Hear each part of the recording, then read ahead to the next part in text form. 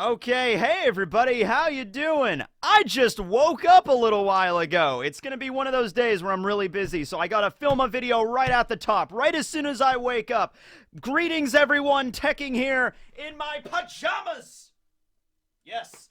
I wear sweatpants and also a Castlevania shirt to bed. Oh, by the way, that's actually appropriate because today we are talking about the live action Netflix One Piece series. Yes! So today I just thought I'd do a quick video on this. This is something I planned on doing for a while now. There's obviously set photos that have been released, just taken on people's phones and stuff, and just the locals around South Africa, around Cape Town Studios. There's a lot of stuff going on with the construction of the sets and everything, and the boats and the ships and everything for the live action One Piece Netflix. So I just waited until we got a decent amount of photos and we're just going to go through them today and we're going to see what's up. Honestly, I'm really excited for the live action Netflix One Piece. I know when it comes to anime going live action, there's a lot of just like, I don't know about this. We've been burned before quite a bit. But so far, this is shaping up to look pretty solid. And I will say this, though. I think the first season is going to be fine. I think it's going to do really okay in terms of like the set and the actors that have been revealed so far that really like the story. I think we're going to be okay with season one. Now, season two, on the other hand, when we get into the Grand Line, that raises some questions on how they're going to handle that in terms of budget. Because most of the places the Straw Hats go in the East Blue, I mean, yeah, they're going to require, sets to be built, like the Baratie, which we actually see that in the photos here, as well as Logtown, but definitely doable, especially around, South Africa, around Cape Town. There's a lot of opportunities to build, like, sets and studios, and a lot of movies are filmed down there anyway. And a lot of the places the Straw Hats go to begin with, like Fuchsia Village, Orangetown, Syrup Village, which is Usopp's hometown, Kokoyashi, are mostly just like regular villages, not really that big of a deal. Kokoyashi is a little bit more tropical than the rest of the world they go to. Syrup Village is sort of just like a normal village, whatever. Fuchsia just has some windmills in it. We'll actually see a scene of that. But then we get into the Grand Line, and it's like, okay, well, Whiskey Peak is pretty much just like an old western kind of town, so that should be okay in order to represent that. Just have an old west kind of town with a lot of cactuses everywhere. That should be fine. But what about Little Garden? Little Garden is an island. It's a jungle filled with dinosaurs and giants.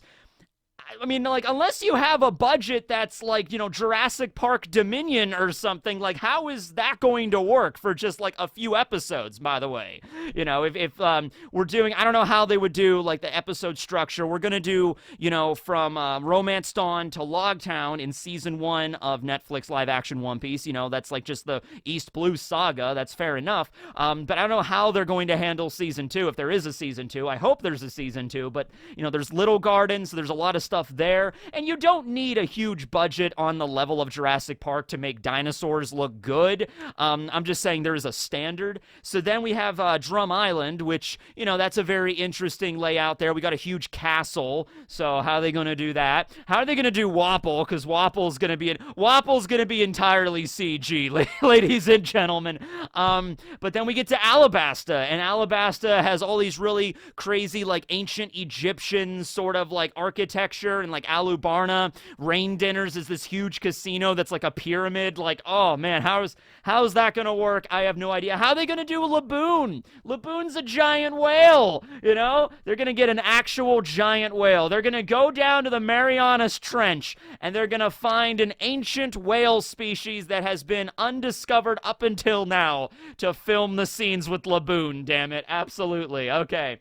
But that's season two. We'll cross the bridge when we come to that, I guess. We're not even at season one yet. Season one is still under, production and everything. So let's take a gander at these photos and see what's going on. So the first image is of the Going Merry, the figurehead of the Going Merry. And this photo, it striked a little bit of controversy, I would say, because first of all, the figurehead is not painted yet, but something else. There's another photo of the Going Merry that I have here, and it's a different figurehead in that photo. So I think they might have actually made more than one cast for the figurehead, which makes sense because you're not just going to be like, okay, we're going to make a single cast for the figurehead and then that'll be it and then that's what we're using. It would make sense to make more than one and then try them all out and see which one is best fitting. And so this one, a lot of people were like, why is its mouth open and why does it look like it's screaming into the abyss of hell? Bah! You know, like, now first and foremost, like, if they were to go with this figurehead, I think it would look a lot better when it is painted. Just the fact the eyes have no pupils, it just looks like the soulless dead eyes of the Going Merry. Bah! You will be dragged down to the 9th circle of hell where you'll freeze in the pit with Satan for all time. You know, I think it would look a lot better painted, but that, like I said, there is another image here, and that one is of more something similar to the manga and the anime, okay? It would make sense. I could see them maybe making a figurehead that's a little bit more of like a realistic sheep, and then another one that's more like similar to the anime style, okay? But if they were to keep this one, I mean, like, I'll tell you what, it strikes fear into you. That's kind of what a pirate ship is supposed to do, right? Like, imagine you're just a regular Marine, you know, and you're just looking around. It's like, sir, pirates off the port bow. It's like, what ship is it? It's like, I don't know, but it's screaming at me. You know, it's like, oh, that's the ship of the Straw Hat Pirates, all right. Turn around, men. We have no hope of winning. Not this day. All right, so, yeah. But, oh, hey, if they do go ahead with the cartoony version of the Merry, maybe they could keep this figurehead for the scene later in the series when the Merry is actually, if they get that far, if the Merry has to be torched, you could swap it out for that figurehead. So, you know, it's a cartoony figurehead for most of the series, but then when the Merry is destroyed, it goes down to hell screaming, screaming bloody murder. We could do that. But yeah, so that's the first image. Next up, I didn't know whose ship this was at first. I was looking at the figurehead and I originally thought it was a snake. And I was like, what ship has a snake in the East Blue? Like, are they introducing Boa this early in the series? No, that's actually the top half of a dog. So this is actually going to be Garp's ship. So Garp was already cast. I think the actor, I forget his name right now, it's Vincent something, but I'll put up his image right here. I think the actor that's playing Garp looks perfect for the role. And so this will be his boat, the Marine vessel for Vice Admiral Garp after the other half of the dog is added. Remember, there's going to be like a bone, at least there was in the anime, like the dog holding the bone. I don't think Garp's ship ever was given a name. Most Marine vessels in the series are never given names because they're just Marine battleships. They're just like, you know, this is Vice Admiral Garp's vessel, this is Hina's vessel, this is Smoker's vessel, and that's it. The only Marine vessel I remember that actually has a name was actually Drake's, and it was repurposed for when he became a pirate, and it was just called the Liberal Hind. But I think most Marine vessels just probably have like a numerical designation or just the name of the captain or the commanding officer on the boat doesn't actually have a name. Garp's ship is literally just called the Fist. You know, like that's it. Okay. But yeah, so this is Garp's vessel, shaping up to look pretty good. You know, the figurehead so far looking all right. So this is just a random building in Logtown. Off to the left here, we see a placard on the wall that says this is the kitchen, mess hall, ammo store, armory, supply store, and then barracks locker rooms with the Marine symbol at the top there. So that makes sense. I could see Smoker coming out of this room and just being like, you know, all armed up to like take out the Straw Hats. Like he takes a big drag on his cigar, like, damn those Straw Hat pirates. I'm gonna bring him in. You know, he bursts in there. He comes out with a gun, just a bandolier. He's like ready to go. I can see some Marines coming out of here like, hup, hup, hup, hup, hup. You know, we got the guns. Let's go. The only thing is off to the right, we see this other placard that says Officer's Mess. And like I said, this is like a low-res image, but this symbol that I'm looking at here doesn't really look like anything indicative of the One Piece story. So I'm starting to think maybe, and these plaques both look very, very different just in terms of the style. So I'm thinking maybe that plaque was a plaque that was there. Maybe that's actually what the building was, or maybe this was from like another shoot because it is Cape Town, so they film like a lot of pirate related like, stories there, movies, television anyway. So that would make sense. That just looks like a symbol that doesn't have anything to do with One Piece. That symbol looks like something that's more from like our world. So maybe it was there from like a previous shoot or something, and they're going to take that plaque down because just by looking at the two plaques side by side, they just don't match. They don't like look similar. So I'm thinking that's from something else. Next up, we have 3 images from Logtown. By the way, I just want to say I love the layout, the way they made Logtown look. They painted it like this bright goldenrod yellow. I don't actually know if that's goldenrod. I'm just a fan of Pokemon Gold, and there's a goldenrod city, so it's goldenrod, whatever. I just like the way it looks. Also, it makes sense because it's Logtown. The whole reason it was named that is prologue and epilogue, because that's where Roger was born, and that's also where he was executed. But it also makes sense for Season 1. Because we're most likely going to start episode 1 being in Logtown with this scene with the execution of Gold Roger, and the last episode 10, will most likely be when the Straw Hats are there in the present story time. So it's like an epilogue and a prologue and everything like that for season 1 of Netflix One Piece. So that makes sense.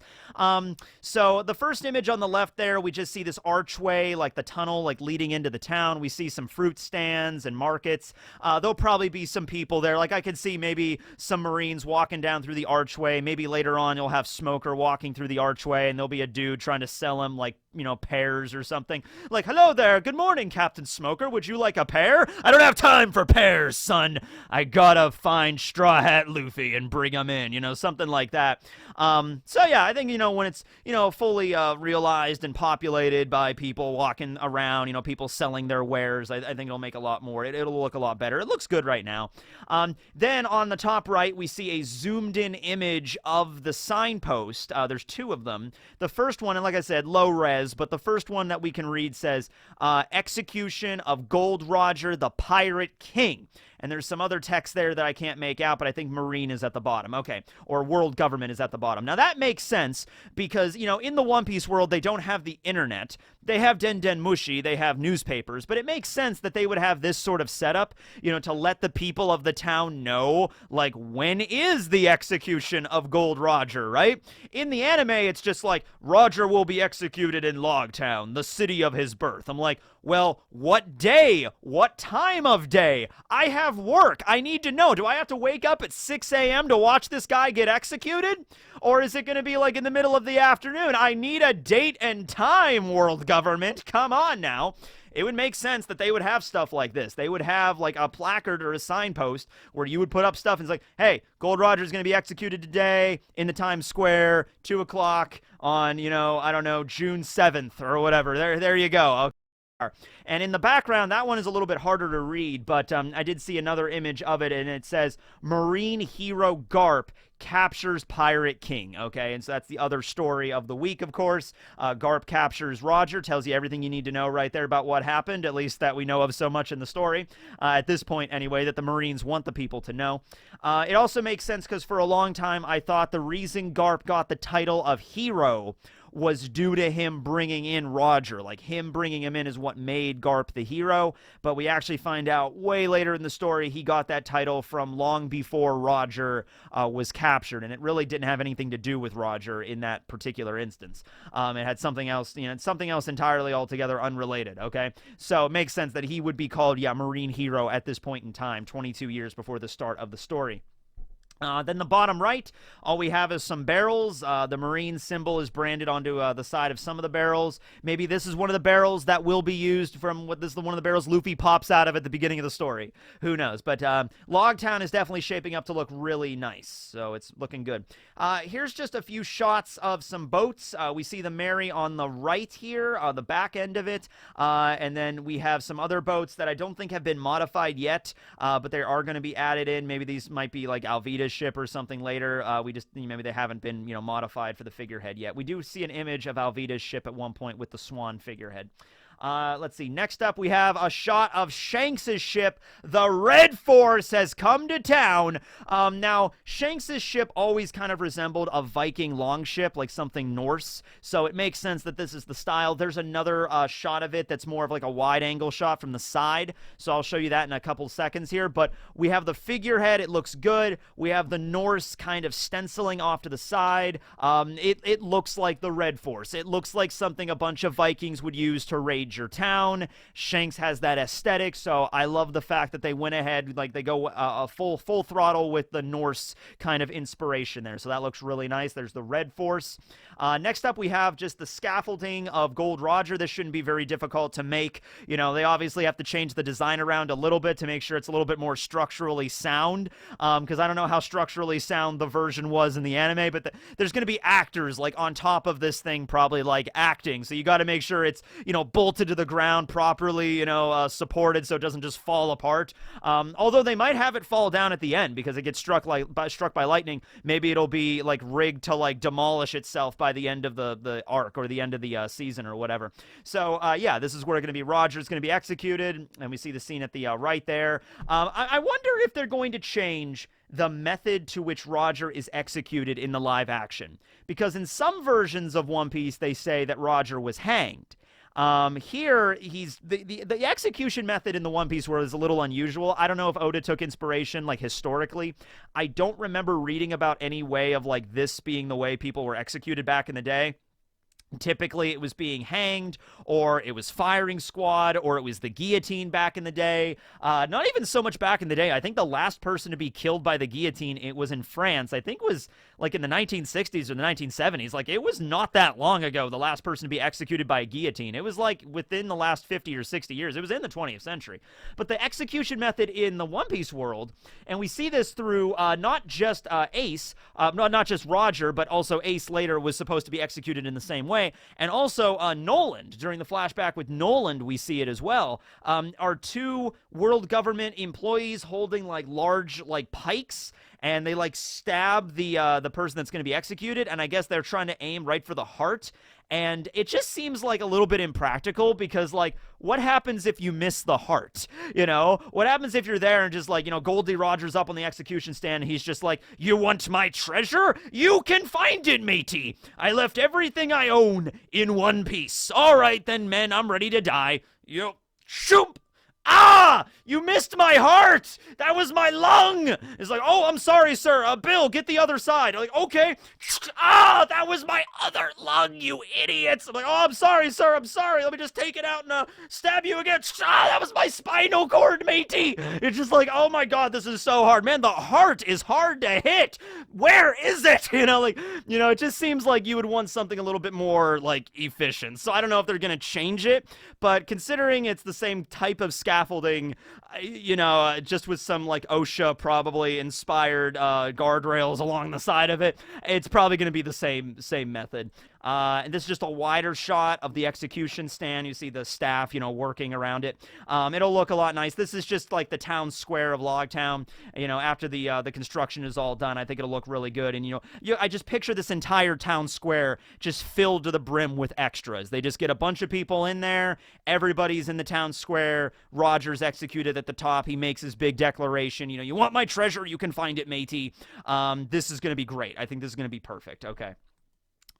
Here's the other shot of the Red Force just from the side, and it works. You know, it really does work here. I see the oars off to the side, maybe that you would just, like, you know, heave, you know, like a Viking longship, how that would work. Yeah, it's just very fitting of Shanks's design, and the figurehead looks very physically imposing. Like, this is a ship that's a pirate ship, you know, that's coming to your town, that's going to, like, raid and pillage everything that you love and hold dear. You know, like Shanks and the red hair pirates are coming to town, absolutely. The next scene is of Fuchsia Village. Okay, and we also see Shanks' ship dock there, so it makes sense. So they did Fuchsia a little bit differently. By the way, it's not Fuchsia Village, which, like, the color fuchsia. It's Fuchsia Village, which I think is It's something Japanese, like onomatopoeia or something related to like the spinning of a windmill. So it refers to a windmill. So it just makes sense. They had to change the design a little bit. So Fuchsia Village looks more of just like a seafaring town now, where the windmills are on the shore. The only difference there is in the original, it was more like a countryside kind of village where there was a dock and like fish markets and stuff, but the windmills were way bigger and they were further in the back of the countryside. Now, obviously, they can't build like 10 giant sized windmills for this, but they have windmills in Windmill Village. It works. They could also CG some in, like way in the background. You can barely see them. Like there's like a giant windmill in the distance, like spinning. They could do that easily, but it's Windmill Village. They have windmills in Windmill Village. It works for me, right? Next up, we have the other shot of the Mary that I said earlier, and this one, it's the same shot we saw earlier with those other two ships from, the left, so we see the angle from the Mary here, and it has a different figurehead this time, and this figurehead, like I said, looks a lot more like the figurehead in the anime. If you look really quick, and I'll throw both of them up there just for reference, the original one, the one where the goat is, like, screaming, you can see, like, the fur in the figurehead, like, the design in the wood, but here it's just all smooth and the mouth is shut and it looks exactly like it does in the anime. So like I said, they probably just made more than one figurehead and tried out like which one works the best. And yeah, I would be happy with this one definitely because it's the one that looks exactly like the one in the anime. It's fitting. The other one is maybe a little bit more too realistic for the figurehead of the Mary. And then we have the last scene here. We have the interior of the Baratie. Okay, now there is also an exterior of the Baratie. There's a video that's out there. I didn't find it for this, but it does exist there. It's just like a shot of like what the outside of it looks like. But I think they did a fantastic job with the Baratie. Now, they had to change some stuff around just because it's live action. So, first of all, the Baratie has like, I think 3 levels or 3 tiers in the anime, in the manga. The first level is the dining room. The second level is the kitchen, and then the third level is like where all the cooks live. And I think there's actually even a 4th level, which is just a single room, and that's where Zeph, the head chef, that's his bedroom. So they obviously had to change it around a little bit. I even thought it didn't really make a lot of sense to have like the spiral staircase, so the kitchens were on the 2nd floor. So it's like every time you want to deliver food, you have to walk down this spiral staircase like you're a waiter. It's like, oh god. Like Sanji has no problems. I just didn't think it was very practical. This makes sense. You have the dining room on the 1st and 2nd floors, and you can see the doors back there that go into the kitchen that are just double doors that you open. It makes sense, okay? It just makes more practical sense if you were going to have a restaurant. You're going to want the kitchen and the dining room to be on, like, the same floor, okay? And then there is a 2nd floor. There's a balcony level, so they're doing that. And in lieu of the spiral staircase that was in the center, they now have this really cool green, blue, glowy thing in the center. I don't know if it's like a fountain or if it's just a really cool green glowy thing, but it works. I don't know what to tell you. I like the design of the floor, the black and white kind of design there. It looks like a fancy restaurant. Now, there was also an image, and I don't have it, but there was also an image of the Baratie at like a distance, and it was just in the middle of like, it was being built on the land. So I don't know if they're going to do this like, I mean, there's a few different ways they can do it. They could try to CG it so it's in the ocean. They could put it in like, it could have like a moat, so it could be on dry land, but it could be like, there could be like a moat surrounding the Baratie there. Because I really don't think it would be feasible, or if it would even pass, like, standards, like OSHA standards, like safety standards, to have the Baratie, like this giant structure, just floating in the ocean. Like, I don't think they could get away with that. It just seems impractical. It seems like it would cost a lot of money to do that, to make it safe enough to do that and shoot everything on. So, I don't know. They're probably just going to keep the Baratie on land with, like, a moat surrounding it. Kind of like the Baratie that was in the Little East Blue. If you saw that tie-in with Strong World in the anime, they had, like, a mini East Blue, and the Baratie was just kind of floating in a little pond. It might be something like that, just to make it, like, more efficient to film in. You know what I mean? But I love the interior of the Baratie. It looks great. And I could see Krieg busting in and just wrecking the whole damn thing. So, this really fancy restaurant, this could be completely trashed by the end of the Baratie arc. But I think it fits. I think it works. It looks like a fancy restaurant in the middle of the ocean. Okay, so there you go. So anyway, yeah, there are just some shots of the One Piece live action set. I'm really pumped for this. Like I said, I think season 1's going to be pretty solid with the actors and the set and the amount of money that they have to work with. Season 2, we'll see where that goes. Just how much of the budget is even going to go to Chopper? That's a question that's on everybody's mind. But once again, we gotta have a good season 1 first. If we have a good season 1, then we'll worry about season 2, right? So we'll wait to see some more stuff coming down the pipeline with live action One Piece. We don't have a release date for it or anything yet, but we'll see how it goes. Thanks to everybody for watching. Oh yeah, we have goat facts. It's a pretty short goat fact because I just kind of wrote it down because I got to get moving today. But yeah, cue the intro. Why not? Let's go! Goat! Goat! Goat! Goat! Yeah! Goats don't like the rain. That's literally just what I wrote down. Goats don't like the rain. They really don't like the rain, in fact. Like, goats, because they're animals, they'll have a pretty good sense of, like, when the rain is going to happen. So before it even starts to drizzle, goats will be like, oh, hell no! And they will run away, and they will find whatever shelter they can find in the under a building, whatever they can do. They really don't like the rain, okay? And there's a lot of theories on why they don't like the rain, but the one that I like is that they evolved to the point where they don't like the rain because rain and then the water that, like, the pools of water that, form after the rain, parasites and stuff live in the water, like shallow water, and also mosquitoes and stuff. So goats might have very well just evolved to the point where, like, stay away from rain and stay away from shallow pools of water, because if you hang out in shallow pools of water, you could get sick and die, okay? You could get a parasite or a worm or something inside of your body, so that's why they avoid it. That might not be the reason, but that's a theory, so I'm just going to go with that. Goats don't like the rain. All right, thanks for watching, everybody. This will be Tekking signing out. Later, everyone.